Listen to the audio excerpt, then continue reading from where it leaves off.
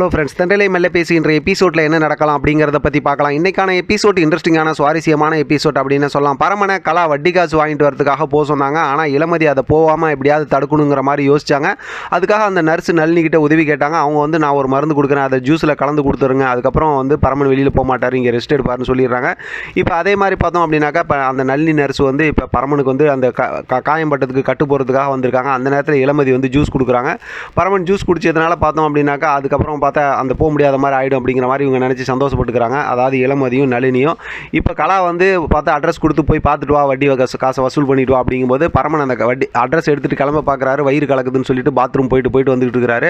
ஒரு கட்டத்தில் பார்த்தா ரொம்ப டயர்டாயிடுறாரு. அதை பார்க்குற இளமதியும் நளினியும் ரொம்ப சந்தோஷப்பட்டுக்கிறாங்க. இப்போ கலா சரி நீ ரெஸ்ட் எடு, நாங்களே போய் பார்த்துட்டு வரோம்னு சொல்லிட்டு அந்த அட்ரஸுக்கு போயிட்டு பார்த்தா கலாவும் ரஞ்சிதமும் காசு கேட்குறாங்க. அவங்க பார்த்தோம்னா இது அட்ரஸ் மாதிரி வந்துட்டீங்க அப்படிங்கும்போது நிறையா அங்கே பேச்சான பேச்சு கலா பேசுகிறாங்க. அதுவும் ரஞ்சிதெல்லாம் ரொம்ப பேசி போடுறாங்க. கடைசியில் பார்த்தோம் அப்படின்னா அட்ரஸ் மாதிரி வந்தது தெரியாமல் அவங்க ரொம்ப பேசுனது யார் விடுன்னு பார்த்தா பெரிய போலீஸ் அதிகாரி, அதாவது எஸ்பி போலீஸ் அப்படிங்கிற மாதிரி சொல்கிறாங்க.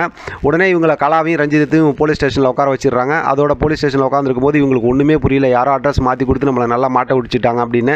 இப்போ அடுத்து பார்த்தோம்னா பரமன் என்ன ஏதுன்னு சொல்லி கேட்குறாரு. இந்த மாதிரி விஷயத்தை சொல்கிறாங்க கலா. அடுத்து அந்த இவங்க மினிஸ்டர் இருக்காங்களா, அமைச்சர் இருக்காங்களா, அவங்களுக்கு ஃபோன் பண்ணுறாங்க. அவங்க நல்லா கலாவை பிடிச்சி திட்டி விடுறாங்க. கல்யாண வேலை இருக்கும்போது உனக்கு இப்போ வட்டி காசு ரொம்ப முக்கியமாக அப்படிங்கிற மாதிரி சண்டை போட்டு மன்னிப்பு கடிதம் எழுதி கொடுத்துட்டு போக சொல்கிறாங்க. அப்போ மன்னிப்பு கடிதம் எழுதி கொடுத்ததுக்கப்புறம் பார்த்தோம் அப்படின்னா அப்போ அந்த முத்துப்பாண்டிங்கிற அந்த எஸ்பி ரொம்ப கோபமானவர். அவர் நீங்கள் இந்த மாதிரி வட்டி காசுலாம் வாங்குறது தெரிஞ்சுன்னா அவ்வளோதான், வெளியில் வர முடியாத மாதிரி உங்களை கைது பண்ணிடுவார் அப்படிங்கிற மாதிரி சொல்லிடுறாங்க. இப்போ கலாவுக்கும் ரஞ்சித்துக்கும் ஒன்றுமே புரியல. இப்போ அந்த சேட்டுக்கிட்ட போயிட்டு நீ கொடுத்த அட்ரஸ் சரியா அப்படின்னு கேட்கும்போது அந்த அட்ரஸை காட்டுறாங்க. அப்போ தான் தெரியுது உங்களுக்கு அட்ரஸ் யாரோ மாற்றி கொடுத்துருக்காங்கன்னு. இப்போ ரஞ்சிதன் சொல்கிறாங்க அந்த அட்ரஸை மாற்றி கொடுத்தது இளமதியாக தான் இருக்கும் அப்படின்னு. இப்போ வீட்டுக்கு வந்ததுக்கப்புறம் இளமதியை கூப்பிட்டு இந்த மாதிரி விஷயத்துக்கு சண்டை போடுறாங்க. அப்போ கலா கிட்ட இளமதி அட்ரஸ் மாற்றி கொடுத்ததுக்கே உங்களுக்கு இந்த மாதிரி ஒரு நிலமைனா இனிமேல் பார்த்துங்க அப்படிங்கிற மாதிரி மிரட்டுறாங்க. இப்போ கலா எல்லாம் ரஞ்சிதெல்லாம் கோவப்படுறாங்க. இப்போ கலா இருந்துட்டு சித்தார்த்தோட கல்யாணம் நல்லபடியாக முடியட்டும், அப்புறம் எதாக இருந்தாலும் பார்த்துக்கலாம் அப்படிங்கிற மாதிரி சொல்கிறாங்க.